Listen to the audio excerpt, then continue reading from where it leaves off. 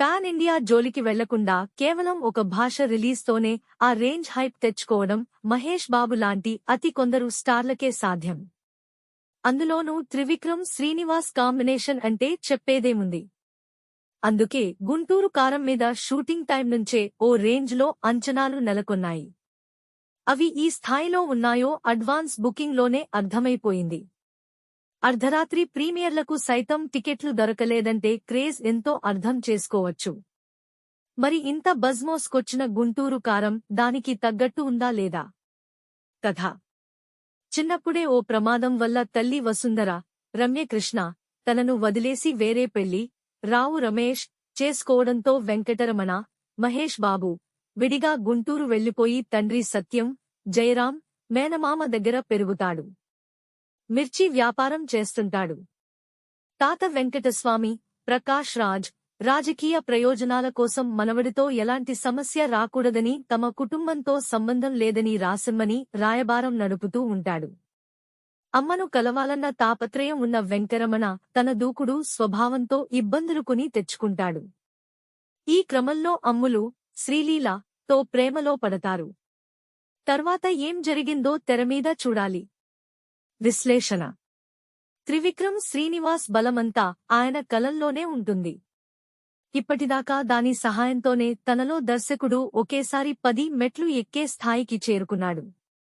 మహేష్ బాబుతో అతడు ఖలేజా రూపంలో విభిన్న ప్రయోగాలు చేసిన మాటల మాంత్రికుడు ఈసారి తన మార్కు వదలకుండా పూర్తిగా కమర్షియల్ జోన్లోకి వెళ్లిపోయి సేఫ్ గేమ్ ఆడాలని ఈ స్క్రిప్ట్ రాసుకున్నారు. ఎమోషన్ల మీద విపరీతంగా ఆధారపడుతూ తన సబ్జెక్టులు తనే రిపీట్ చేస్తున్న బలహీనతని గుర్తించలేకపోయారు. హీరోకు ఫ్యామిలీతో ఒక సమస్య రావడం, ముఖ్యమైన పాత్రలు విడిపోయి ఎక్కడో దూరంగా ఉండటమనే బ్యాక్ డ్రాప్ క్రమం తప్పకుండా వాడుతూ ఇందులోనూ అదే చేశారు. సంవత్సరాల తరబడి కన్న కొడుకుని ఒక తల్లి ఎందుకు దూరం పెట్టాల్సి వచ్చిందనే సరిగా ఎస్టాబ్లిష్ చేయకుండా నేరుగా మెయిన్ పాయింట్ మొదలుపెట్టిన త్రివిక్రమ్ 1 గంట దాకా పెద్దగా ఇబ్బంది లేకుండా నడిపించాడు. మరీ అదర్హో అనే స్థాయిలో ఉండదు, కానీ విసుగు రాకుండా పని కానిచ్చేశాడు. ముఖ్యంగా మహేష్ని ఇంత చలాకీగా చూస్తున్న ఆనందం ఎన్నో తప్పులను కవర్ చేసుకోవడంతో కాలక్షేపానికి అంతగా లోటు రాలేదు. ఎప్పుడైతే తాత మనవడి మధ్య ఘర్షణ మొదలైందో అక్కడి నుంచి స్క్రీన్ ప్లే పరుగులు పెట్టాలి. కానీ త్రివిక్రమ్ దాని జోలికి వెళ్లలేదు. సన్నివేశాలు పేర్చుకుంటూ పోయారు, కానీ వాటి మధ్య లింకులు బలంగా లేవు. వెంకటరమణ సంతకం కోసం వెంకటస్వామి తీవ్ర ప్రయత్నాలు చేయడం బాగానే రిజిస్టర్ చేసినప్పటికీ తర్వాత దీన్ని శ్రీలీల ఎంట్రీతో సిల్లీగా మార్చేయడంతో ఆడియన్స్తో కనెక్షన్ తగ్గడం మొదలవుతుంది. జగపతి బాబుకి అంత బిల్డప్ ఇచ్చి అతన్నో జోకర్గా తప్పించేయడంతో మహేష్ బాబుకి జోకులు వేస్తూ శ్రీలీలకు లైన్ వేయడం తప్ప పెద్దగా పనేం లేకపోయింది. ఇంటర్వెల్కు ముందు వసుంధర ఇంటికి వెళ్లి చేసే గొడవ కాసింత ఆసక్తి రేపినప్పటికీ సెకండ్ హాఫ్లో పూర్తిగా ట్రాక్ తప్పేశారు. చేతిలో గంటంపావుకు సరిపడా కంటెంట్ లేకపోవడంతో సింపుల్గా ముగించాల్సి ఎపిసోడ్లను సాగదీసుకుంటూ వెళ్లారు. అజయ్ ఘోష్ ట్రాక్ ఓ ఉదాహరణ. అజ్ఞాతవాసిలో తండ్రి చనిపోయాక సవితి తల్లి అండగా నిలబడేందుకు కొడుకు వచ్చిన క్రమాన్ని ఎలాగైతే సరిగా హ్యాండిల్ చేయలేదో గుంటూరు కారంలోనూ అలాంటి పొరపాట్లు రిపీట్ చేశారు త్రివిక్రమ్. ఆల వైకుంఠపురములో పండిన డ్రామా ఇక్కడ ఫెయిల్ అయ్యింది. అందులో సవాల్ చేసేందుకు సముద్రఖని లాంటి పవర్ఫుల్ ప్రతినాయకుడు ఉన్నాడు. కాని ఇక్కడ తాతనే విలన్గా మార్చడంతో హీరో చేతులు కట్టేసినట్టు అయ్యింది. అదేదో గొప్ప ట్విస్టు అయినట్టు వసుంధర వెంకటరమణని ఎందుకు దూరంగా పెట్టిందో నాంచి బయట పెట్టడం ఏమాత్రం కన్విన్సింగ్గా లేదు. పైగా ప్రీ క్లైమాక్స్లో చెప్పిన రావు రమేష్ వెర్షన్ కన్ఫ్యూజన్ కి దారి తీసింది. రాజకీయం, కుటుంబం 2 వేర్వేరు అంశాలను కలిపి భావోద్వేగాలను పండించాలని అనుకున్నప్పుడు కేవలం హీరో మేనరిజం, టైమింగ్ మీద ఆధారపడకూడదు. బలమైన స్టోరీ ఉంటే దాన్ని మరింత పైకి తీసుకెళ్లేందుకు అవి ఉపయోగపడతాయి తప్ప పెట్రోల్ లేని బండిని 100 స్పీడ్లో పరిగెత్తించలేవు. పదే వెంకటరమణతో గుంటూరు టు హైదరాబాద్ ట్రిప్పులు కొట్టించిన త్రివిక్రమ్ సినిమా ప్రారంభమైన మొదట్లో తప్ప తర్వాత సహేతుకమైన కారణాలు చూపించలేదు. ఊరికే డాన్సులు, ఫైట్లు పెట్టేసుకుంటూ పోయి మధ్యలో హఠాత్తుగా మలుపు పెట్టేసి ఎమోషన్ ఫీలవ్వడమంటే జరగని పని.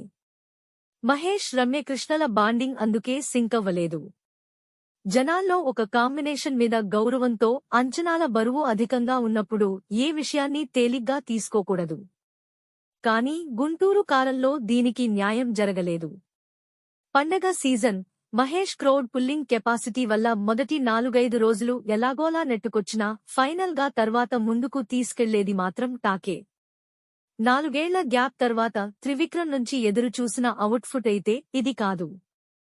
ఈ మధ్య తన సినిమాల్లో సందేశాలు ఎక్కువైపోయాయని పూర్తిగా కమర్షియల్ రూటు తీసుకున్న మహేష్ బాబు తన బాధ్యతకు 100కు 200% న్యాయం చేశాడు. కానీ త్రివిక్రమ్ వైపు పనితనం 50% లోపే ఆగిపోయింది. నటీనటులు. మహేష్ బాబు ఎనర్జీ కట్టిపడేస్తుంది. ఒక పక్క కామెడీ టైమింగ్, ఇంకోవైపు హుషారెత్తిపోయే డాన్సులతో అభిమానుల ఆకలిని తీర్చాడు. లుక్స్ లో యంగ్ గా కనిపించడమే కాక యాక్టింగ్ లోనూ యూత్ గా మారిపోయి అదరగొట్టాడు. ఇది తనకు వన్ మ్యాన్ షో. శ్రీలీల నృత్యాలతో మాస్ కి కనెక్ట్ అయిపోయింది. పాత్ర పరంగా రొటీనే. మీనాక్షి చౌదరి ఎందుకు ఉందో అర్థం కాదు. మొక్కుబడి మరదలిగా మమ అనిపించారు. ప్రకాష్ రాజ్ అలవాటైన రీతిలో ముసలి విలనిజం పండించారు. రమ్యకృష్ణ, రావు రమేష్, ఈశ్వరీరావు, రఘుబాబు, జయరాం, జగపతిబాబు, వెన్నెల కిషోర్, మురళీ శర్మ, రవిశంకర్, అజయ్ ఘోష్ తదితరులందరివీ రెగ్యులర్ పాత్రలే. సునీల్ కొన్ని సెకండ్లే. సాంకేతిక వర్గం. తమన్ నుంచి ఎంతో ఆశిస్తే కనీసం సగం అంచనాలు అందుకోలేకపోయాడు. బ్యాక్ గ్రౌండ్ స్కోర్ తేలిపోయింది. చాలా చోట్ల గతంలో విన్నట్టే అనిపించే బీజిఎం ఇచ్చాడు. కుర్చీ మడతపెట్టి తప్ప పాటలు సోసోగానే ఉన్నాయి. మనోజ్ పరమహంస ఛాయాగ్రహణంలో అనుభవం తొంగిచూసింది. తక్కువ లొకేషన్లలో రిచ్నెస్ వచ్చేలా చేయడంలో ఈయన పనితనం ప్రత్యేకం. నవీన్ నూలి ఎడిటింగ్లో కొన్ని కత్తెర్లు పడాల్సింది. అవసరమున్న చోట ట్రిమ్ చేసే ఛాన్స్ ఉన్నా వదిలేశారు. ఫైట్స్ బాగానే ఉన్నాయి. డైలాగుల్లో ప్రాసలున్నాయి కానీ మెరుపుల్లేవు. హారికా హాసిని నిర్మాణ విలువలు బాగున్నప్పటికీ ఏదో లోటు జరిగిన ఫీలింగ్ కలుగుతుంది. Plus points: Mahesh Babu rampage, Sreeleela డాన్సులు, ఫస్ట్ హాఫ్ కొంత. మైనస్ పాయింట్స్: పండని ఎమోషన్లు, అక్కర్లేని సెంటిమెంట్ ట్విస్టులు, పాటలు. సెకండ్ హాఫ్ ఫినిషింగ్ టచ్, ఘాటు లేని కారం. Like, share, subscribe.